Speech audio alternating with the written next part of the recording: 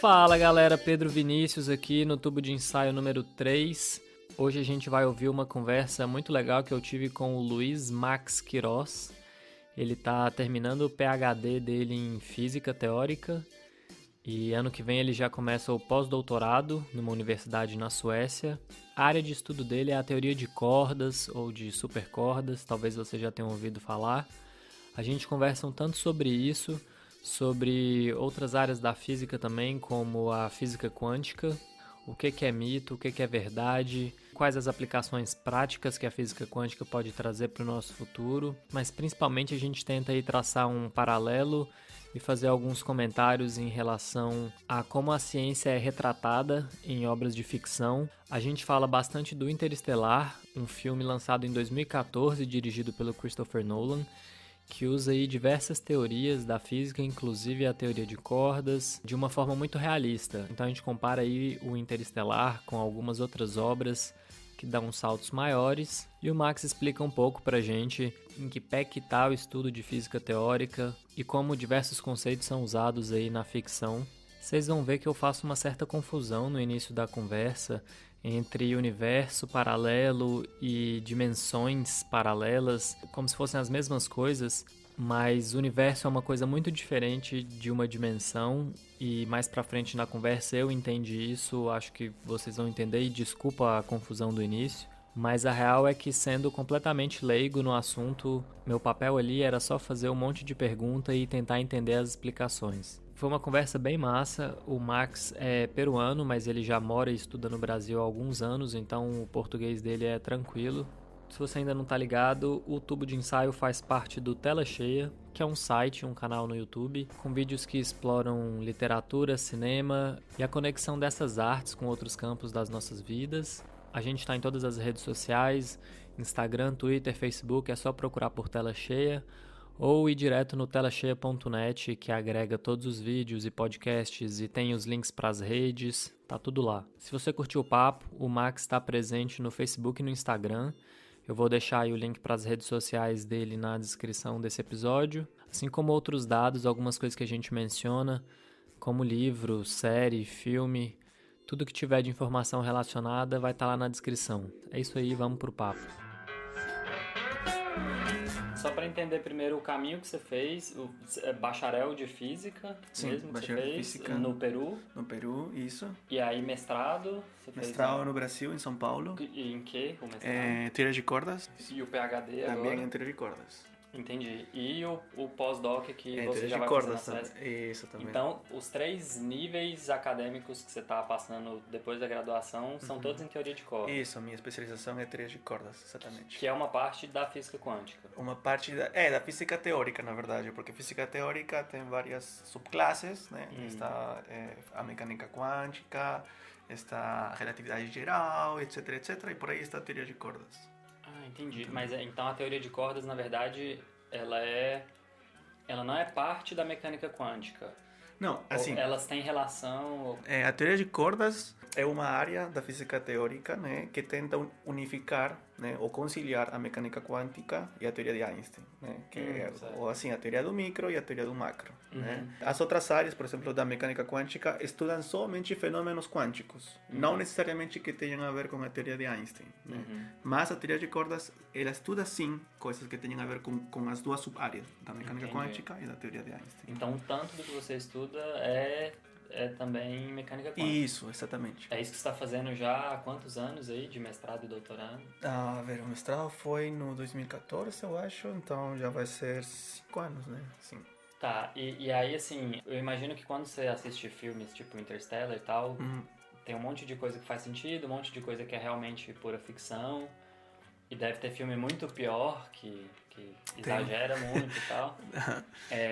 Mas antes de a gente falar disso, eu queria que a gente falasse rapidinho sobre os filmes documentários que eu já assisti e que tem uns livros também que caem, de certa forma, na autoajuda, que é aquela coisa de usar algumas teorias da mecânica quântica, da física quântica, para falar que... Bom, o que eu conheço, a premissa é a seguinte, que como o universo inteiro tá... Tudo é energia, de certa forma, ou pelo menos tem energia em tudo, que a gente consegue, com o nosso cérebro ou com a força do nosso pensamento, emitir energias também para o mundo que moldam o mundo ou que alteram o mundo. E aí tem o experimento famoso de modificar moléculas de água com pensamentos positivos ou negativos. Você já ouviu falar em tudo isso? Sim, assim? já ouvi, claro, sim. E qual a base científica que realmente tem essas coisas e qual sentido faz tudo isso? Bom, o que você falou, a primeira parte é verdade. Eu acho que todos os cientistas concordam que o observador influencia nos experimentos. Ou seja, o que você, por exemplo, olha, isso está influenciando no comportamento, por exemplo, sei lá, da porta, da mesa, etc. Mas em que sentido? Em que sentido? Em que você perturba esse sistema e, portanto, você já está interagindo. Por quê? Porque seus olhos, para você ver uma coisa, você precisa de luz, né? Mas essa luz está feita de partículas que se chamam fótons. E esses fótons têm energia. Então, quando você enxerga uma coisa, esses fótons batem esse objeto e já está interagindo com esse objeto. Portanto, você perturba. Portanto, você está interagindo com esse sistema. Entendeu? Mas no ponto de alterar o mundo, a nossa volta, então, no sentido quântico, você altera a medição. Isso é verdade. Por isso é impossível medir com certeza a posição e a velocidade de uma partícula. Isso é impossível. Esse é um princípio da mecânica quântica. Mas no sentido macro tem um fenômeno que se chama de coerência quântica, onde os fenômenos quânticos já não são relevantes. Por isso, por exemplo, é possível medir a velocidade de um carro, que não é um objeto quântico, né, por exemplo. Mas dizer que nós influenciamos em um sentido bom ou ruim o mundo, se nós pensamos bem ou se nós pensamos errado, sei lá, isso não é verdade. Assim, cientificamente se mostrou, por exemplo, aquele experimento que você falou da água, isso não é verdade. Se mostrou que não é possível reproduzir esse experimento. Certo. Tá? Mas quem foi um cientista? Foi um físico, se eu não me engano, não lembro o nome dele exatamente, mas ele afirmou que os pensamentos bons faziam umas certas figuras simétricas nas moléculas de água, e supostamente isso respaldava que se você pensar bem, tem uma energia positiva boa para o mundo, né? Entendi. E se você pensar mal, tem algum ódio, sei lá, então você está dando uma energia negativa para o mundo. E esse experimento, ou essa ideia, pelo menos, pela comunidade científica em geral, já foi refutada? Já foi refutada e ninguém acredita seriamente. Ninguém leva a sério esse experimento. Eu não vi nenhum arquivo, nenhum artigo atual daquele cientista. Ou seja, eu acho que ele não faz mais pesquisa, inclusive. Mas, pelo menos com esse experimento, ele não foi levado a sério mais, né? Porque ninguém conseguiu reproduzir esse experimento. Portanto, Entendi. a ciência descarta isso, né? Cai na pseudociência. Exatamente isso. Que utiliza aí um pouco da teoria científica ou algum conhecimento que eles têm na área. Sim. Para dar um salto de lógica e de possibilidades para dizer que outras coisas são possíveis que a ciência desconhece, assim, basicamente isso. Sim. Eu acho que isso é assim porque usualmente as pessoas precisam acreditar em alguma coisa, e se elas escutam que a física quântica ou aquela física que inclusive os mesmos físicos não entendem muito bem, tem um princípio que fala isso, né? Que fala que nós podemos modificar ou mudar o mundo com nossos pensamentos positivos, etc. Então as pessoas compram isso, né? Compram esse argumento e começam a acreditar nisso. Mas a verdade é que nenhum cientista ou nenhum físico teórico que saiba mecânica quântica vai afirmar que isso é verdade, né? Não tem nada a ver com pensamentos positivos ou a energia boa, sei lá. Não, nada disso. Entendi. Charlatanismo e pseudociência, é isso, resumo. Sim. Tá. Pô, então, entrando na ficção, assumidamente ficção, o Interstellar, você já tinha comentado comigo que a parte científica dele é muito boa porque teve a consultoria de um físico, não é? Quem que é? Isso, do Kip Thorne.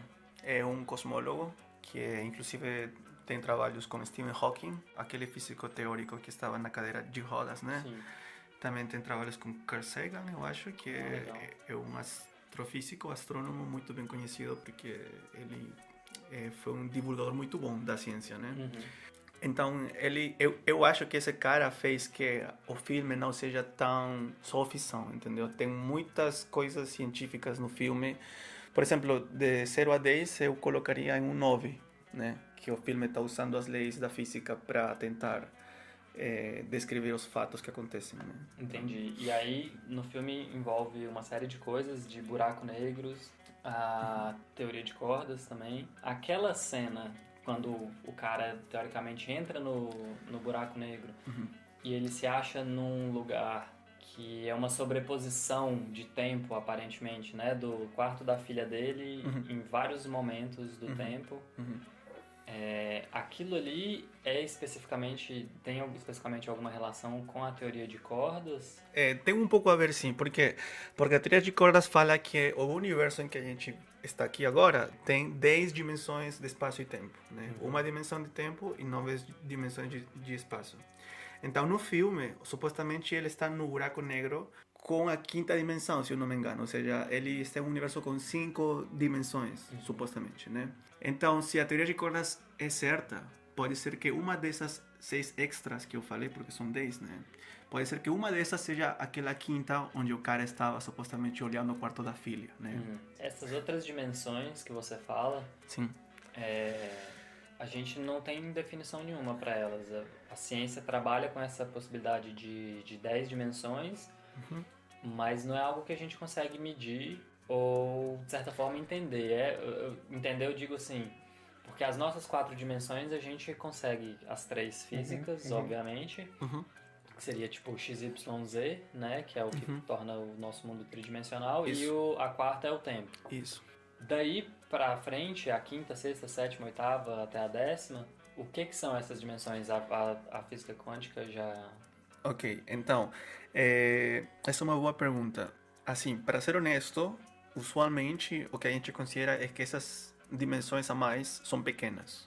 São muito pequenas, de tal maneira que você não vê elas, entendeu? Na teoria de cordas, em particular, essas dimensões extras são as responsáveis do conteúdo de partículas do nosso universo. Ou seja, por exemplo, por que a gente tem quarks, elétrons... São as menores partículas que a gente conhece. Isso, que são as partículas constituintes, supostamente, de tudo o que existe, né? Por que somente essas partículas? Por que não há mais? Na teoria de cordas, a resposta seria pela forma em que as dimensões a mais, em que essas dimensões extras estão compactificadas, né? Por exemplo, pode ser um círculo, pode ser uma forma como um retângulo, podem ser muitas formas. Então, na teoria de cordas... Extremamente pequenas. Assim. Extremamente pequenas, isso. Mas no filme, por exemplo, eles estão assumindo que provavelmente uma delas não é tão pequena, se não é grande. Entendeu? Sim. Então, como se chama o cara? Eu esqueci o nome. Cooper, né? Cooper, exato. Cooper, ele está supostamente em uma dimensão extra maior, não pequena. Entendeu? Que tem a ver com o tempo ali, pelo que a gente vê. Sim, claro. É por isso que ele pode ver todos os eventos temporais da filha, né? Quando ele era criança, quando ele é adolescente, quando está mais velho, etc. E ele consegue interferir, inclusive... Então, isso já é especulação. Tá. Pois é, ele daquela outra dimensão onde ele tá, e há milhões de anos-luz, né? Em outra galáxia, muito longe, onde ele entra no buraco negro. Ele consegue interferir em objetos, em algumas coisas ali no quarto da filha, na Terra, em outro tempo. Isso é um salto completo ficcional. Sim, isso já é uma especulação bem educada, como fala Kip Thorne, né? Isso não se sabe se é verdade, pode ser que sim. Mas não se sabe se é possível. Não tem como fazer um experimento. Não tem ainda, não, porque falta muito para chegar a um buraco negro e tentar fazer esse tipo de experimento, né? Mas teoricamente a gente não tem uma resposta ainda, porque a teoria de cordas ainda não está finalizada, né? É uma teoria que está em construção ainda. Tem muita coisa que já está bem feita e bem compreendida, mas tem um monte de coisas também que são um mistério ainda e que então está em construção. Em particular, esse negócio dos buracos negros é um tema muito complexo agora, porque na teoria de cordas você tem 10 a 500 soluções possíveis que são parecidas com o nosso universo. A pergunta é qual dessas 10 a 500 soluções é nosso universo? A gente não sabe. Sim, você fala 10 elevado a 500. A 500. Isso, ou seja, 1 com 500 zeros depois de uma Exato, soluções, né? Então, como a gente ainda não sabe qual é o nosso universo, né? Então é complicado tentar fazer fenomenologia ou tentar fazer predições usando a teoria de cordas que descrevam nosso universo atual, né? Porque tem um monte de parâmetros e tudo que está complicado por enquanto, né? É complexo, mas... Sim. E das coisas que já estão estabelecidas na teoria, você comentou, e é uma coisa que eles usam no Interstellar também, que uma forma de se comunicar entre as dimensões é com a gravidade. Sim. Né? E aí seria, o que a gente conhece seria só a gravidade e o tempo são as forças, ou porque o tempo é uma dimensão, na verdade. Isso. E o tempo atravessa todas as dimensões e a gravidade também atravessaria. Tá, então, isso tem uma explicação no contexto da teoria de cordas também. O que acontece? O tempo é uma dimensão para todas as outras dimensões extras também, ou seja, é a mesma na teoria de cordas, ok?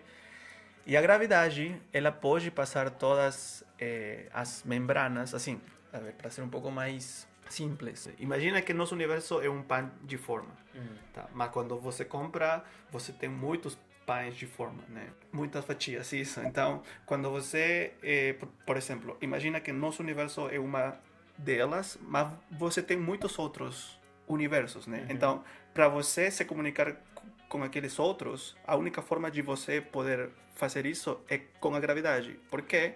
Porque na teoria de cordas, a gravidade é uma corda fechada, entendeu? E uma corda fechada pode atravessar todas as membranas. A diferença das outras forças, as outras forças são cordas abertas que estão coladas no pão de forma, entendeu? Mas a corda fechada não está colada a nada. Então ela pode atravessar como ela quiser. Eu estou tentando visualizar o que você está falando.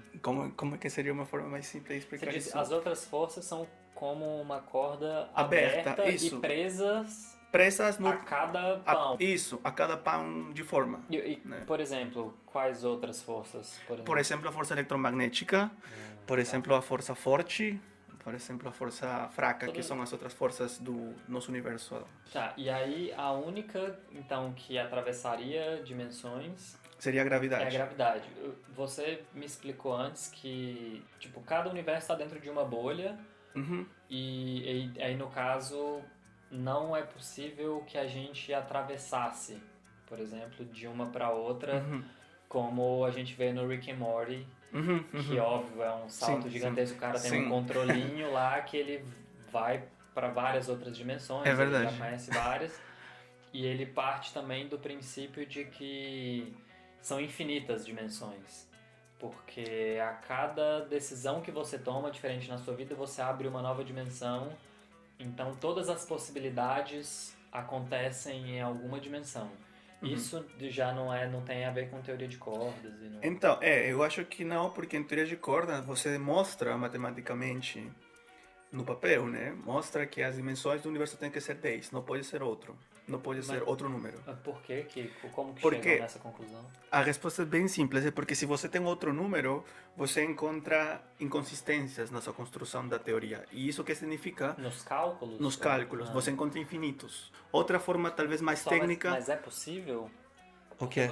Que tem um infinito universo, dimensões, porque você falou assim que com o número 10, os cálculos que corroboram as teorias teorias de cordas fazem sentido, os cálculos. Sim, só com 10 dimensões de espaço-tempo, isso.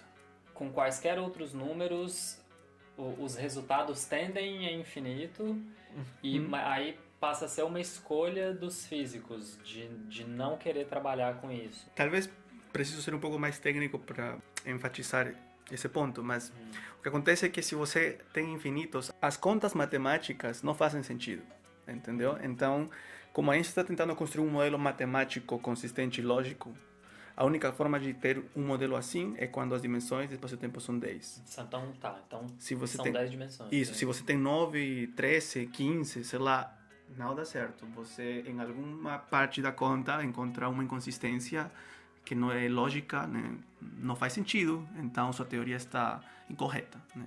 A única forma de construir uma teoria correta, completamente correta, é com 10 dimensões de espaço-tempo. Isso é o que a teoria de cordas diz. Né? Entendi. E aí, assim, obviamente, eu como leigo não vou conseguir entender tudo que você entende, porque você está estudando isso há 5 anos e muitas horas por dia e tal. Mas o que você falou em relação à gravidade, que seria a única força que atravessa, então seria, de certa forma, um meio de comunicação, não é? Isso. Que é justamente o que o Cooper usa no filme também, que ele passa um código binário através da gravidade, jogando a poeira numa anomalia gravitacional ali e tal. Isso. Até onde aquilo ali tem um certo sentido também. Sim. Tem sentido, faz sentido, claro. A comunicação seria... Por meio da gravidade. Mas mais ou menos daquele jeito, do tipo... A gente conseguiria gerar anomalias gravitacionais e passar mensagens simplificadas, porque ele usa, por exemplo, ele usa binário, ele usa código Morse. Seria esse tipo de comunicação. Assim, isso já é especulação, né? Mas é uma especulação não doida, assim, que eu simplesmente penso que pode ser assim e pronto. Não, é uma especulação que é mais ou menos que tem a ver com a ciência. Poderia ser certo isso, poderia estar correto, mas ninguém provou isso ainda. Mas eu acho que sim, que o que Cooper faz no filme faz sentido desde o ponto de vista da teoria de cordas, porque como eu falei, a gravidade é uma corda fechada e, portanto, ela pode atravessar todos os universos.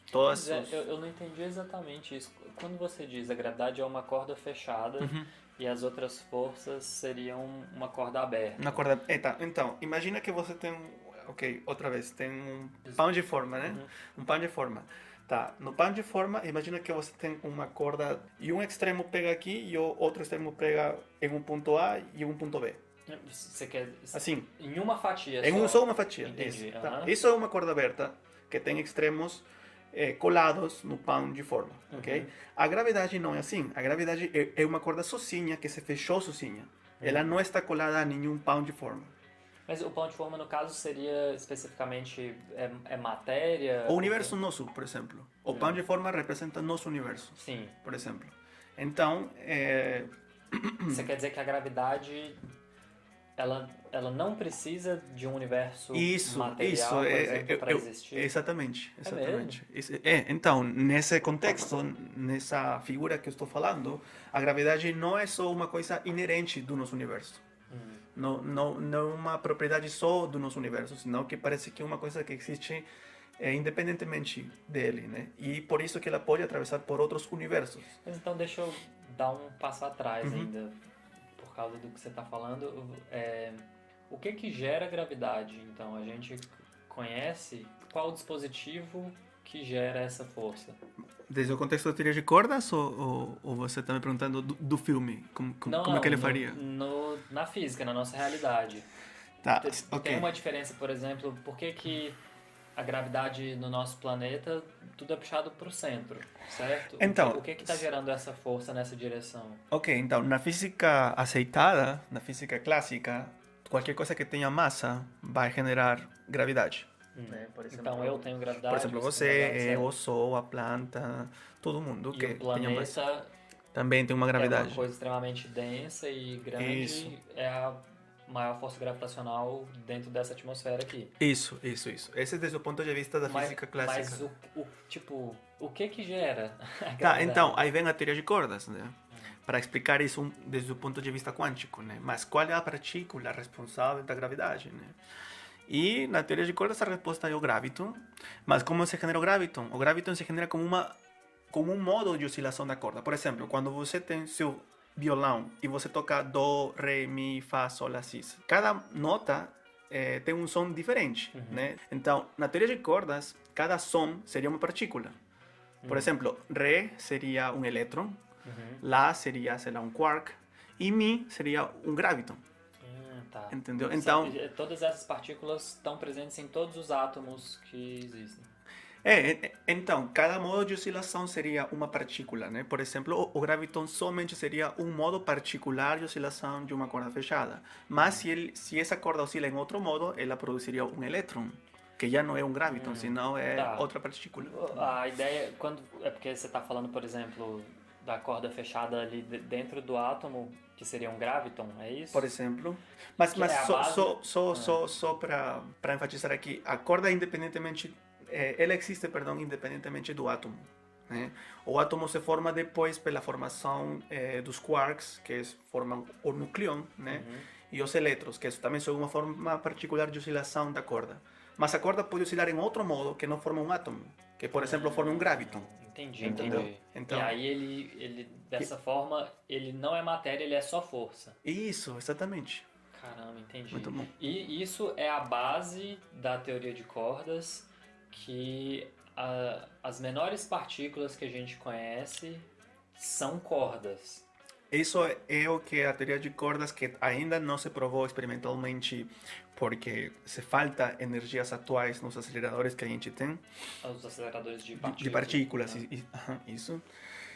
Mas o fato de que a gravidade exista é uma forma de comprovar que é a única teoria consistente que o ser humano tem feito, tem construído, mas com certeza ainda faltam mais cheques, né? Cheques, conferimentos. Sim, checagens. Checagens, perdão.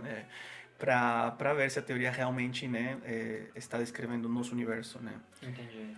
E até que extensão já existem experimentos mesmo da teoria de cordas? Bom, atualmente não tem algum experimento que eu saiba que está na direção da teoria de cordas mesmo, porque as energias que se precisam são muito altas. Tem alguns que tentem... É que assim, na teoria de cordas tem uma simetria especial que se chama supersimetria, porque ela mistura forças com partículas de matéria, né? Ou seja, por exemplo, tem uma coisa que se chama bósons na física e tem outra coisa que se chama fermions, ok? Nessa supersimetria, supostamente, essa simetria mistura os dois tipos de partículas. Então, mas você disse que assim, na teoria de cordas, basicamente não existem experimentos práticos que a gente possa fazer. Então as conclusões são todas com experimentos imaginários, tipo os thinking experiments, né? Tipo Einstein fazia, por exemplo. Então, sim. E tem a parte matemática. Sim. Corroborar. Assim. Sim. Então, você está me perguntando se tem algumas outras formas de checar a teoria de cordas, né? Assim, checar as premissas da teoria e as aplicações e de fato como as coisas funcionam, né? Eu acho que ainda estamos um pouquinho longe de checar isso para nosso universo, mas tem uma aplicação eu acho que é importante de mencionar agora. Na teoria de cordas você tem uma coisa que se chama correspondência ADS-CFT, que mais ou menos ela diz, se eu tenho um universo com gravidade em uma dimensão, vamos chamar de X, por exemplo, ok? Então, essa teoria é equivalente a um universo sem gravidade, ok? Mas com uma simetria que se chama simetria conforme, ok? Com uma dimensão a menos, então X menos 1. Então, usando essa correspondência, você pode estudar materiais, que na área da física se chamam materiais em matéria condensada, por exemplo, né? E aí tem-se checado algumas coisas da teoria de cordas. Por exemplo, se checou um quociente, uma divisão, né? Por exemplo, dois parâmetros, A sobre B, por exemplo. E se checou que esse quociente está descrito pela teoria de supercordas, né? Pela teoria de cordas, porque ele estava no rango que a teoria de cordas predizia. Eu acho que essa é a única prova prática que a gente tem da teoria de cordas. Mas ela é prática como? Assim, isso não tá só no papel, não é só cálculo. Não, isso se fez no experimento. No experimento, eles montaram uma coisa com plasma e tudo, eles mediram a quantidade de A, mediram a quantidade de B, eles fizeram o cálculo A sobre B, né? E eles viram que esses números estavam no rango que a teoria de cordas falava que tinha que estar. Por exemplo, A sobre B tem que ser menor ou igual que 1, por exemplo. Entendi. Então, eles fizeram esses experimentos muitas vezes e sempre estava menor ou igual que 1. Entendi. Então, essa é uma das coisas que em cordas a gente fala, bom, parece que a teoria realmente está funcionando nesse contexto. Certo. Mas esse contexto são sistemas, são materiais em matéria condensada, não é o universo mesmo. Entendi, é tudo muito controlado. Isso. Se a pergunta vai pelo sentido do nosso universo, eu acho que a resposta é um pouco mais complicada, mas se espera que nos próximos 10 anos, por exemplo, a gente tenha a capacidade de chegar às energias onde podamos ver se realmente a gente tem essa supersimetria ou algumas partículas que a teoria de cordas prediz que possam existir, né? E aí, existe uma previsão já, ou pelo menos um chute educado, de quais possibilidades isso abre pra gente de realmente entender o funcionamento das cordas e talvez de outras dimensões, universos paralelos e tudo isso. Qual a vantagem, no fim das contas? O que a gente pode fazer com isso? Se você checa que a teoria de cordas está certa, por exemplo? Sim, para onde a gente vai a partir daí? Bom, eu acho que se a teoria de cordas se mostra verdadeira, eu acho que a gente tem um monte de aplicações. Primeiro, o que eu acho mais interessante é que nossa forma de ver o mundo vai mudar completamente, né? Porque, por exemplo, a teoria de cordas fala que existem muitos universos. Sim. A comunicação entre eles, como você falou, seria por meio do graviton, né? Que seria a corda fechada que vai através dos universos, né? Também, por exemplo, as dimensões extras, né?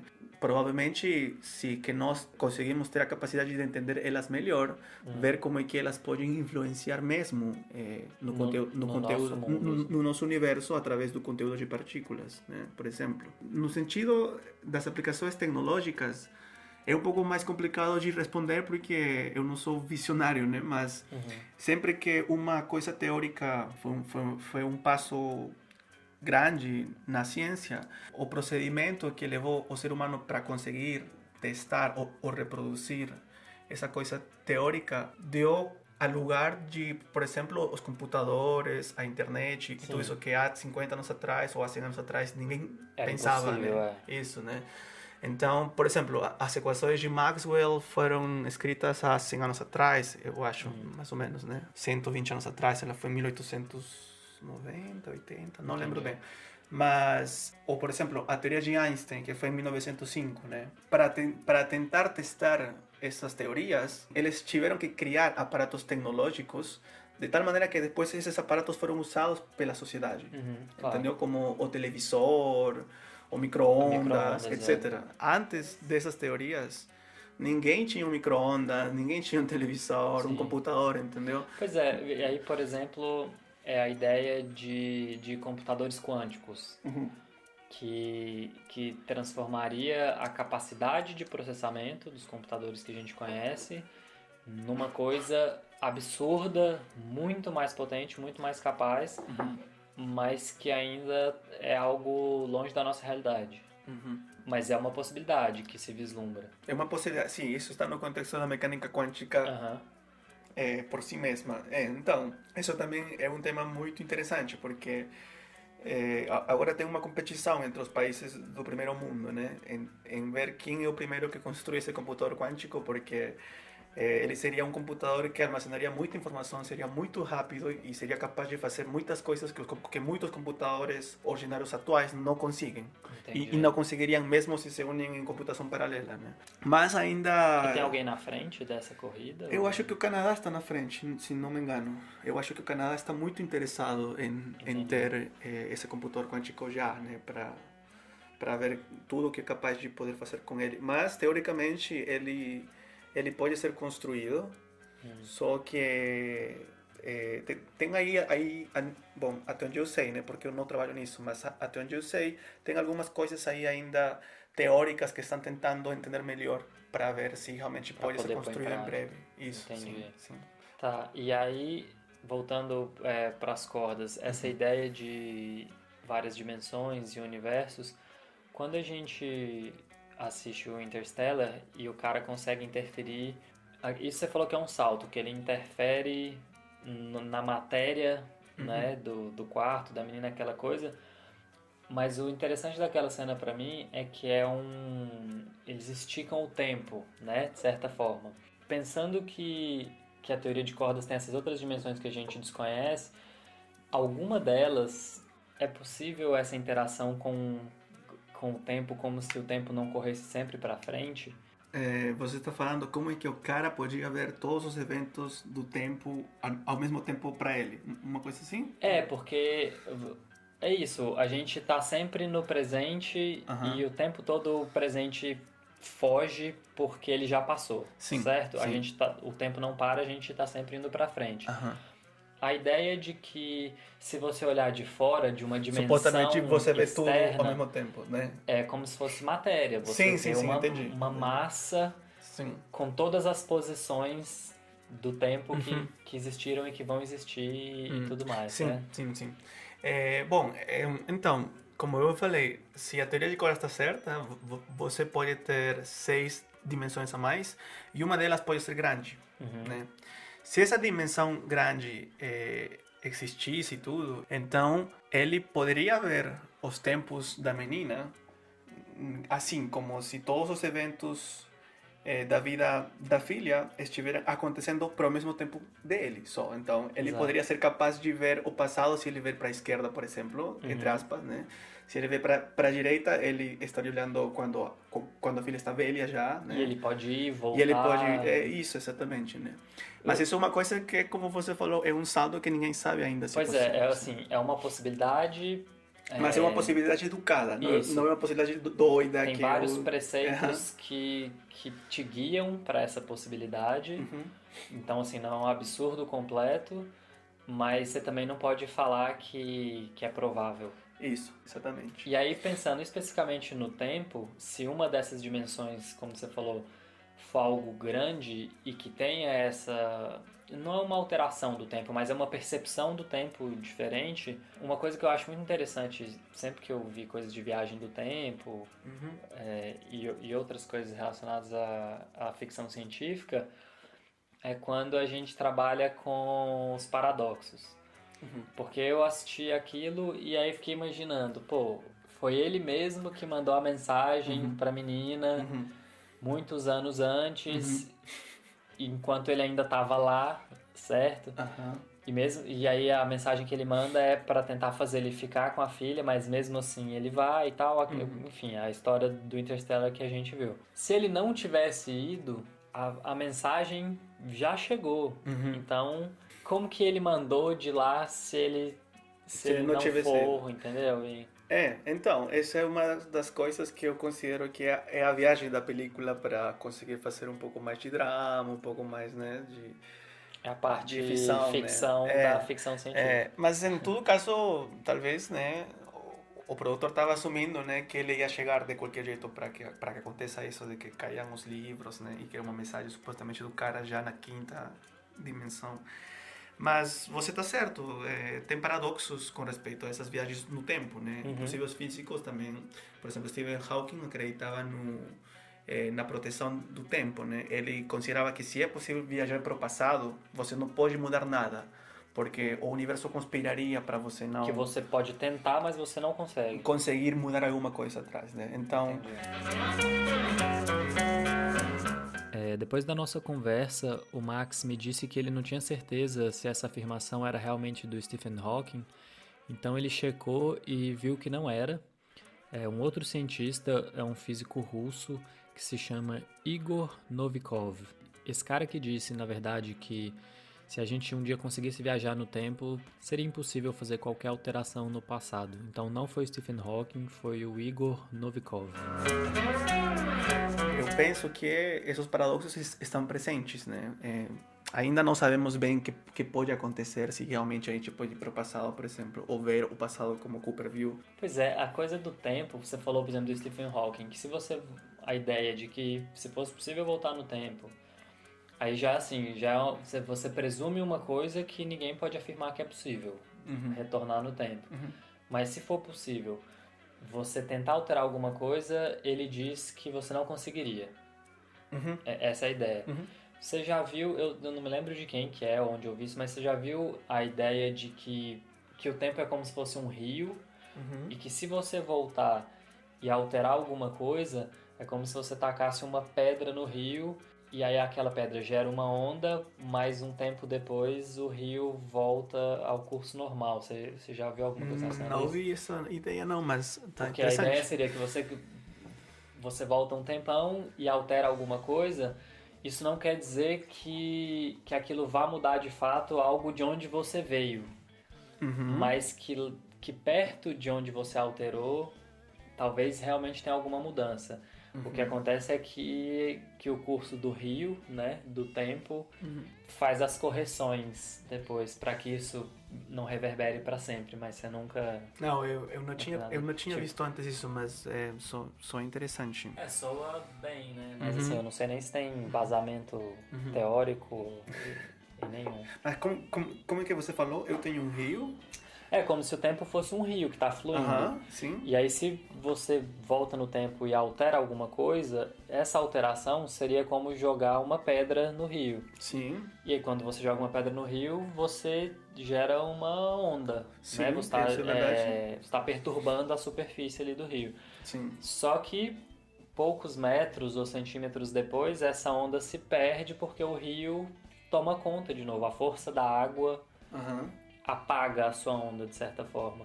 Sim. Então, o que você altera não vai reverberar lá na frente do rio, né? Ele vai fazer uma pequena diferença e depois continua tudo como foi, assim. Entendo. Mas eu acho, bom, desde meu ponto de vista, é uma assunção bem forte, porque você está assumindo que o tempo se comporta igual que uma onda de um rio, né? E que ela pode se dissipar. Mas eu não sei se realmente a gente poderia considerar isso para o tempo, né? Assim, é o que eu falei, soa bem. Soa bem, uma boa imagem, é uma ilustração interessante, mas talvez não tenha embasamento nenhum, assim. Eu realmente não sei, mas na verdade o que eu posso falar sobre viagens para o passado é que a maior parte dos físicos são um pouco escépticos com isso, né? Pelos paradoxos, né? Mais que tudo por isso. Mas por aí tem algum que outro paper que tenta mais ou menos se livrar dos paradoxos para tentar argumentar que é possível.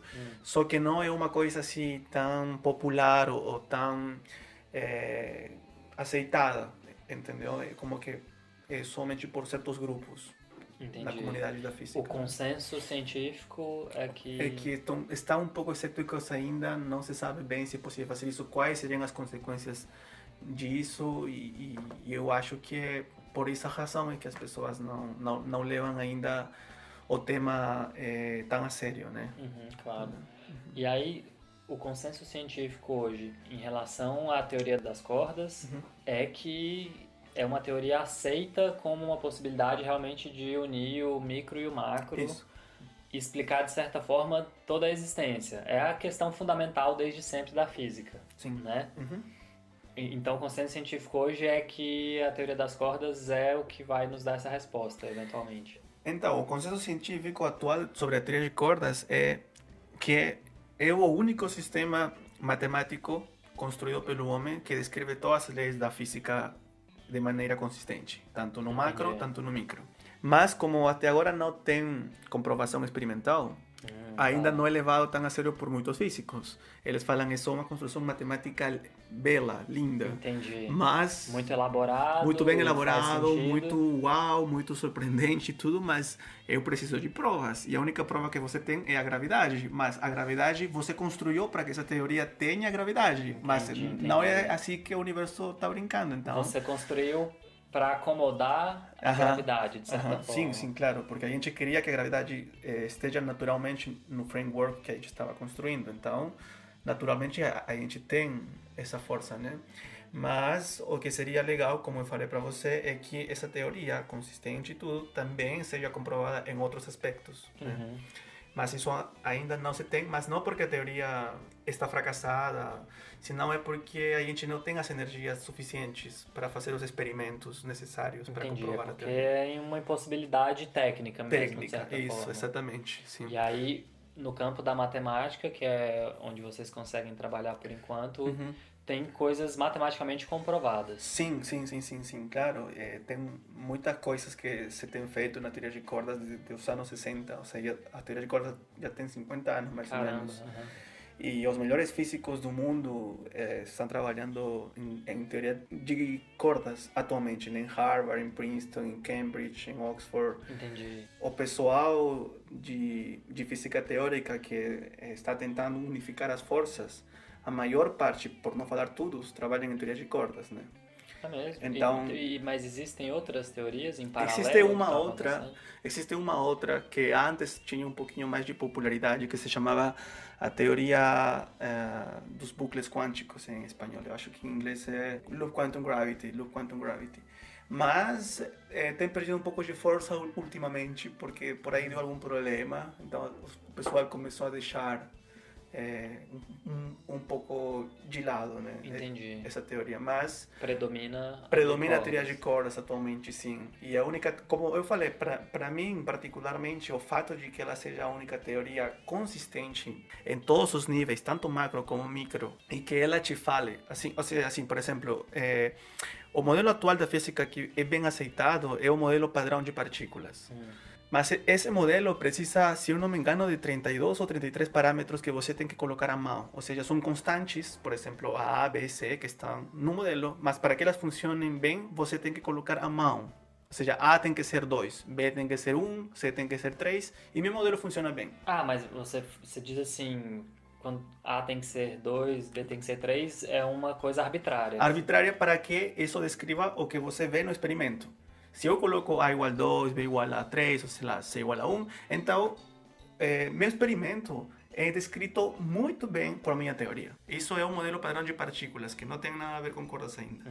Mas, então, você precisa de 33, se eu não me engano, 32 ou 29. É um número por aí para você ter esse modelo descrevendo de maneira certa o universo que a gente tem e que se tem observado até agora. Mas são 33 parâmetros, né? Na teoria de corda, você somente tem um parâmetro e você não tem mais nada. Tudo sai a partir desse parâmetro. E qual que é o parâmetro? Esse parâmetro é o comprimento da corda.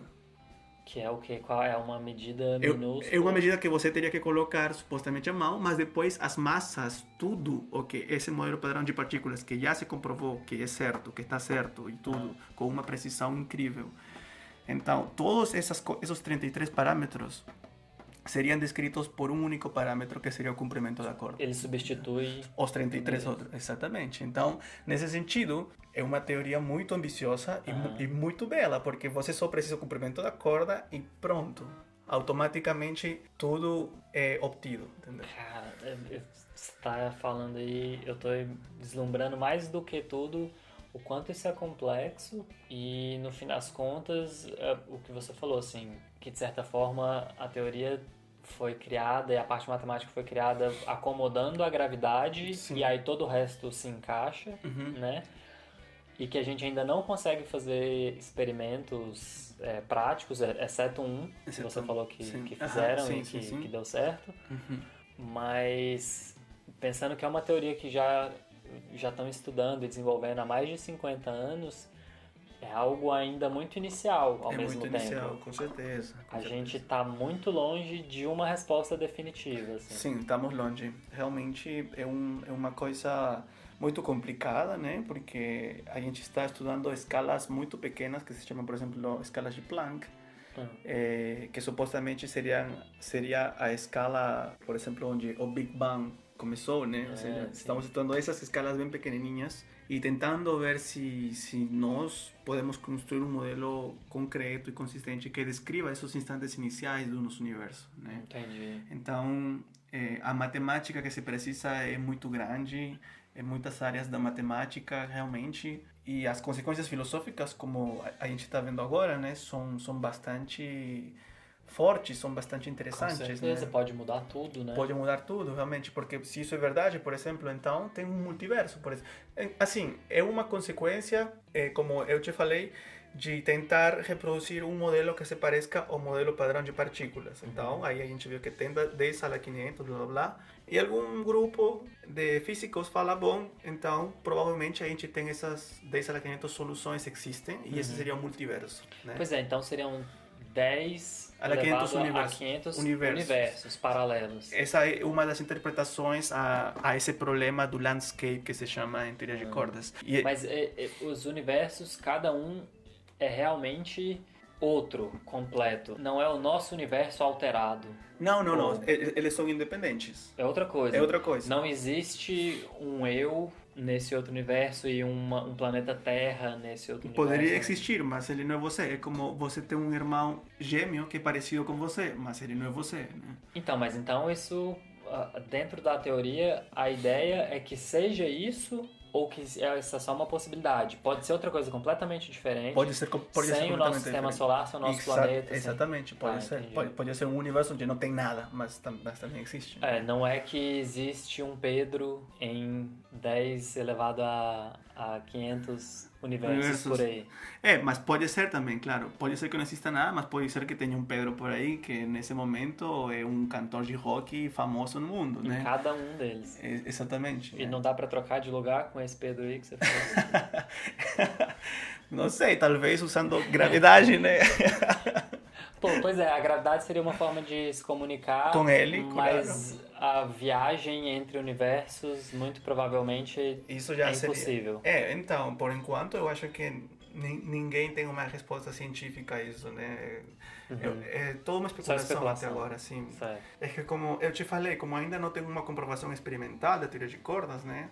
Está um pouquinho complicado ir mais além, né? Mas teoricamente estamos indo, com certeza. Tem muitos trabalhos nos últimos meses, por exemplo, está crescendo muito o interesse por entender melhor a teoria de cordas, tentar estender ela de maneira consistente com a matemática e com as leis da física que a gente conhece até agora. Ou seja, é todo um trabalho bem rigoroso, mas é teórico. Né? Para tentar ir mais além e tentar responder essas perguntas e tudo, a gente precisa também de data experimental, né? Para mais ou menos ver se estamos indo pelo caminho certo ou não, ou qual é o universo que a gente tem que se enfocar para descrever o nosso usando a data experimental que vem dos telescópios ou dos aceleradores de partículas. Etc. Entendi, que é justamente o que está faltando ainda. Exatamente, está faltando isso pela energia, mas mais que tudo pelo investimento econômico, porque requer muitos milhões de dólares, né, para construir esses super aceleradores, né? Imagino. Hoje são quantos já no mundo que tem? Eu acho que tinha um nos Estados Unidos, mas foi reemplazado, não reemplazado, mas se fez um mais poderoso, o LHC, né, que é o acelerador de partículas mais poderoso que se tem construído no mundo. É o de Genebra? Ele, exatamente ele. Sim. Mas antes tinha um outro, mas não era tão poderoso quanto o LHC, que estava nos Estados Unidos. Mas agora tem uma ambição, eu acho, ou um projeto assim de construir na China.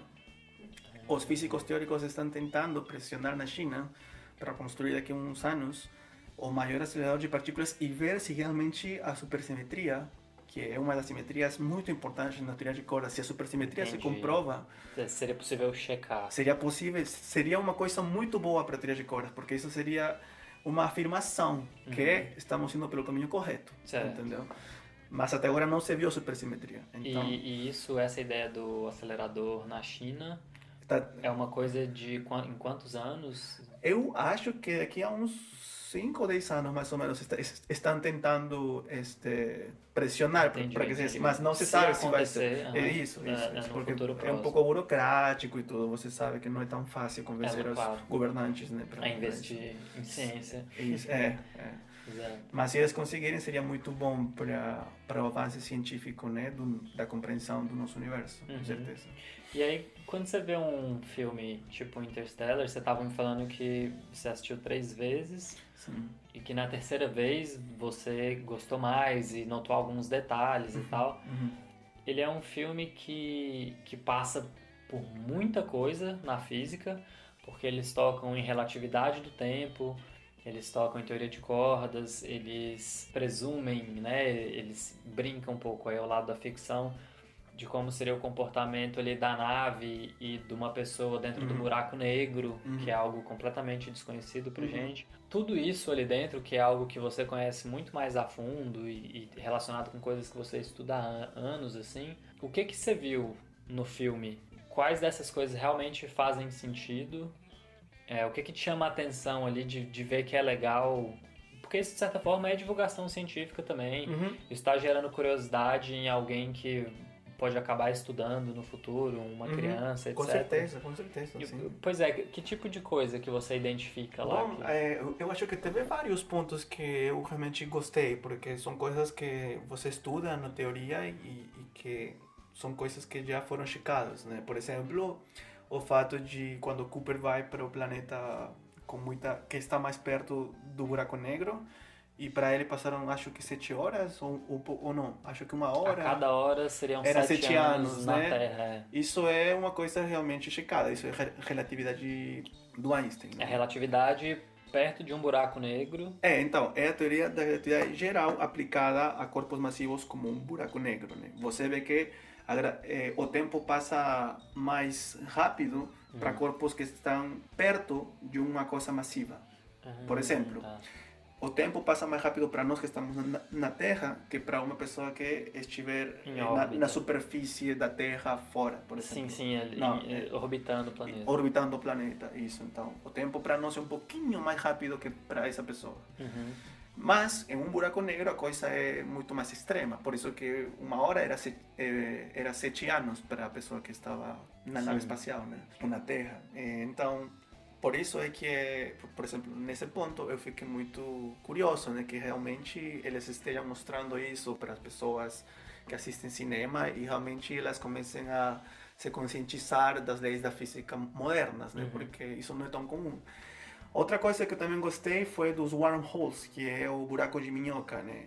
Que ele entra em um ponto do universo e aparece em outro ponto que está perto da galáxia onde ele queria chegar, ou aquele buraco negro que ele queria chegar. Isso também é uma coisa que teoricamente pode acontecer, entendeu? Mas que até agora ninguém viu realmente se isso é possível. Mas porque não dá para ninguém entrou no buraco ainda. De minhoca. Exatamente. Né?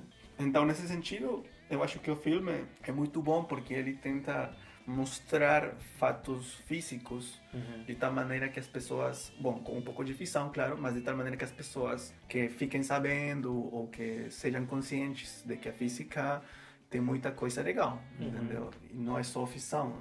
Essas coisas que eu falei, por exemplo, são coisas comprovadas teoricamente, né? Uma coisa a mais que eu vi, aquela que você falou, da dimensão temporal no quarto da filha, né? Isso que está aí, teoricamente, também é possível, né? Que você consiga ver o tempo de uma pessoa com um universo em uma dimensão menor, né? Como se estiver em todos os eventos temporais da vida dessa pessoa. Porque né? Porque você está é maior. Exatamente. Então isso também é muito interessante e que as pessoas, Lego, vejam isso e que comecem a se questionar, eu acho muito legal. Sim. Né? Porque isso, inclusive, para as crianças ou para adolescentes, é uma coisa que pode motivar elas para talvez estudar física ou, sei lá, filosofia ou alguma coisa que faça pensar elas. É muito interessante, na real, isso, né? Que a física, no fim das contas, é um instrumento para a filosofia, porque a gente está só tentando entender a existência de tudo e o nosso lugar nisso tudo, o que acaba sendo uma coisa muito mais filosófica do que prática, ou matemática, enfim. Sim, uma das coisas, bom, particularmente, né, mencionando minha experiência, talvez alguma pessoa se identifica, não sei, mas uma das coisas pelas quais eu estudei física foi porque eu sempre fiz aquelas perguntas, né? Que é o tempo, o que é o universo, o que tinha antes do Big Bang, porque o tempo sempre vai para frente, nunca vai para trás, quem está detrás de tudo isso, né? Então eu sempre me fiz essas perguntas e ninguém me dava uma resposta ou tentava me explicar isso de alguma maneira que eu me convença, né? A única resposta que eu encontrava era Deus. Que não responde nada. Que para mim particularmente era como que, mas não pode ser tão simples, né? Então foi aí onde eu comecei a me questionar, a estudar um pouco de física. No início é um pouquinho chato porque você vê a mecânica de Newton, aquela coisa que te dão no cursinho e tudo, que são fórmulas com bolinhas e tudo, mas a física é mais que isso, sabe? Sim. Por exemplo, em Interestelar já dá para ver que realmente é a física teórica, né? E então foi aí onde eu comecei a querer estudar física, né? E eu pensei, não, eu não posso morrer sem pelo menos tentar entender o que é a teoria de cordas, né? Porque aí eu li o livro de Stephen Hawking, Uma Breve História do Tempo, e ele menciona muito sobre teoria de cordas, né? E aí eu vi que, nossa, era uma coisa espetacular, era uma coisa fora da realidade, da minha realidade, né? De muitos universos, a gravidade viajando por todos os universos, o tempo para trás, etc, etc. E agora, quando eu vi Interestelar, eu realmente fiquei muito empolgado, né? Que as pessoas também tenham tenham acesso agora a ver isso no cinema. De certa forma está se espalhando. Assim. Exatamente. Então, nesse sentido, eu achei bem legal o filme. O consultor que você disse que eles tiveram, como é o nome mesmo do cara? Do Interstellar? Kip Thorne. Kip Thorne. Ele que ganhou Nobel depois. Sim, também. Nobel da Física. Exatamente. Pois sim. Essa sensação de assistir um filme tipo Interstellar e por causa da consultoria, obviamente, mas e também muita pesquisa de quem escreveu e tal, de que tem pedaços ali que dão um salto, mas que muita coisa tá correta, ou pelo menos tá na direção certa, ou faz algum sentido, tem a ver com a teoria, as teorias físicas que você estuda. Isso não deve ser uma coisa muito comum quando você assiste filme de ficção científica. Ou tem outros que você se lembra que eles são mais precisos mesmo, que eles acertam mais do que erram. De filme? Você tá falando em geral? Filme, série? Não. Eu acho que a maior parte dos filmes que eu vi, eu não me lembro se assisti a Odisseia no Espaço, mas eu acho que isso é mais um documental, né? Ou não? Odisseia? Não, é ficção. É ficção, né? Então, provavelmente não. Porque eu lembro que assisti alguma coisa, mas era um documentário que era um pouquinho mais com relatos científicos sobre astronomia e tudo. Provavelmente não. Não, mas assim, que eu me lembro de filmes, usualmente eles só usam ficção e por aí alguma ideia que eles escutaram, provavelmente de Einstein, assim, mas... Assim como agora com os wormholes, inclusive eles deram uma imagem do buraco negro que é a mais próxima do que a teoria descreve, sabe? Então, que ele não é negro visto de fora, ele é isso, cheio de luz, né? Exatamente. Ele tá puxando tudo. Exatamente. Então, por exemplo, isso que está aí nunca se viu antes, sabe? Então, eu falaria que não, que eu acho que é o primeiro filme que eu vejo assim com muita base científica e um pouquinho de ficção, né? Mas teve muita base científica e se as pessoas assistem, eu acho que elas estão tendo uma abertura, talvez, para muita ciência. Entendi. Mas curtindo um pouco de cinema, né? Claro. Sim, então, Pô, legal. Sim, com certeza. Eu acho que no geral é o que você falou, é muito mais ficção do que ciência. E aí a gente tem, por exemplo, o Rick and Morty, que Sim. Você assistiu poucos episódios, né? Pouco, assim, só 3. Mas assim, porque eles pegam alguns conceitos da física, da química, da biologia, de todas as ciências que a gente conhece e extrapolam, só que muito, também porque é um desenho animado tem essa liberdade de linguagem mesmo, que o exagero é um dos princípios da animação, então eles vão longe. Mas mesmo outros filmes que você já assistiu, tem vários filmes clássicos que brincam com coisas tipo De Volta pro Futuro, enfim, que teoricamente tem um cientista por trás ali, que são filmes muito bons, mas cientificamente falando não tem muita validade. O primeiro que você se lembra de encontrar no caminho e ter essa sensação é o Interstellar, então. Sim. Eu afirmaria que sim. Afirmaria que o Interstellar é o filme que tem muito mais a ver com as leis da física moderna que qualquer outro filme que eu tenha assistido ou que por aí talvez dê uma olhada para, né, tentar ver como é que eles ilustram os conceitos físicos, mas não vi muita coisa, entendeu? Entendi. Enquanto a seriados, porque você também perguntou seriado, tem um seriado que eu recomendaria para as pessoas que assistem seu canal, por exemplo, que é de Brian Greene, de acho que 3, como se fala? 3 episódios? Não, 3 temporadas. Sim. E 5 episódios cada uma, para assim... Mas colocar. é uma série documental? É uma série documental, sim, porque ele começa com o sono de Einstein, de unificar as coisas, né? E ao final ele acaba com teoria de cordas, né? Então, ele explica muito pedagogicamente para o público leigo o que é a teoria de cordas. Pô, né? legal. E ele começa assim, com o sono de Einstein, bem simples, com assim, desde a maçã que caiu para Newton na cabeça, até chegar na M-Theory, String Theory, e explicar as consequências no universo ou na nossa visão do universo sobre a teoria de cordas. Provavelmente, se vocês estiverem interessados, o nome do seriado é O Universo Elegante. Ele tem um livro também sobre isso, mas eu recomendo para vocês O Universo Elegante. O Universo Elegante, sim. Eu acho que vocês aí podem entender muito melhor, porque o cara é físico teórico. Né? E ele basicamente, então, é quase como se ele estivesse recapitulando de onde começou a ideia da unificação. Os estudos físicos começaram. Isso. E até onde a gente está hoje. Até onde chegou. Assim. Exatamente. Caramba, então, se vocês quiserem ter uma visão um pouco mais real do que está acontecendo com o universo ou com as teorias físicas sobre o universo, sem comprar nenhuma coisa espiritual, autoajuda, sei lá, Eu recomendo essa série. Universo Elegante. O Universo Elegante, de Brian Greene.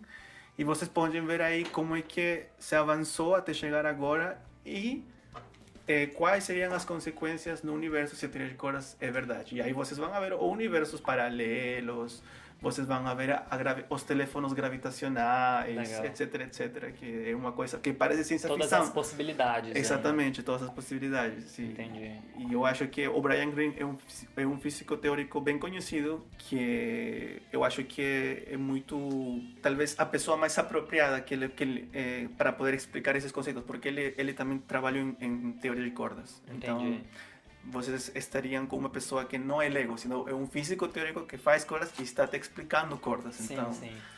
Então, nesse sentido, eu acharia uma ótima ideia se vocês decidem fazer isso para entender mais ou menos os últimos avanços em física teórica, né? Pensando que já tem mais ou menos 60 anos que a teoria de cordas vem sendo estudada, com mais 60 anos, que é uma ideia, é o tempo de vida que eu vou ter ainda, por exemplo. O avanço, teoricamente, a velocidade, a curva é exponencial, né? A gente está indo cada vez mais rápido nos avanços. Sim.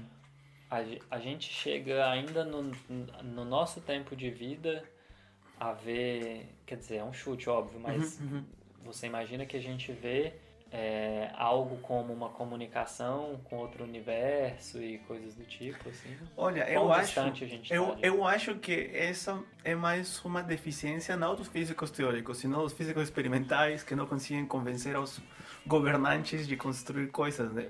Porque assim, teoricamente é possível. Teoricamente tem muita coisa feita, assim, tem muita coisa, sério, realmente, se você vai para os papers e dá uma olhada, você vê cada coisa que você fala, nossa, que legal. Entendi. Será que isso se pode aplicar? E aí vem o problema, precisa energia, precisa dinheiro, né? Mas, teoricamente, eu acho que em 60 anos a gente vai conseguir muita coisa. Provavelmente a teoria de cordas vai ser melhor entendida. Computadores quânticos provavelmente ser uma realidade. Exatamente. Ou talvez a teoria de cordas vai ser melhorada, não sei.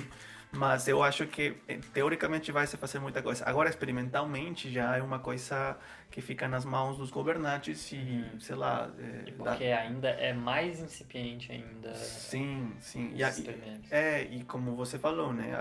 Alguns governos estão nem aí para fazer ciência porque tem outros problemas ou porque simplesmente não querem investir, né? Por exemplo, ultimamente eu escutei que, por exemplo, Trump, né, agora que entrou, parece que ele tem feito algum corte no investimento teórico.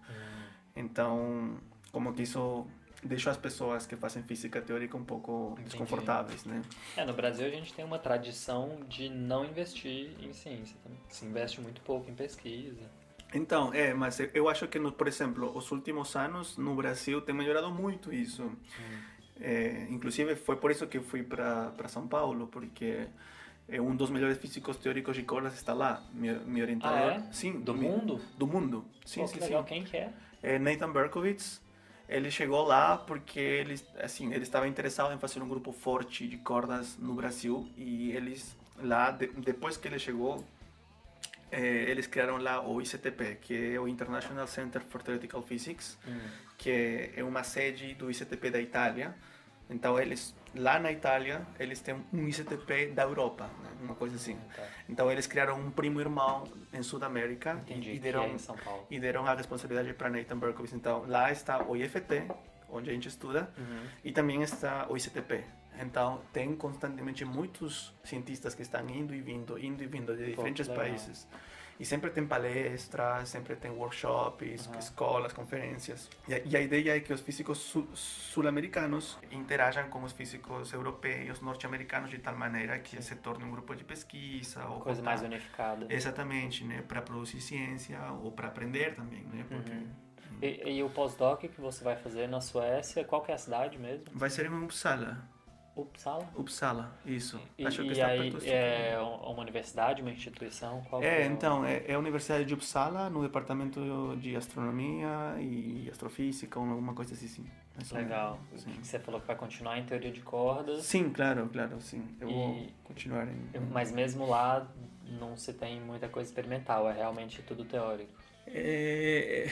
Então, Eu não sei se Suécia está investindo muito na parte experimental, mas na parte teórica, o grupo que está lá, onde eu estou indo trabalhar, tem muitos professores muito bons que estão, obviamente, cada vez entendendo melhor a teoria de cordas e a contribuição que eles fazem é sempre nessa direção de tentar entender melhor e provavelmente encontrar algumas relações inesperadas entre a matemática e a física, de tal maneira de construir uma teoria elegante, né, consistente. Sim. Pô, muito legal, cara.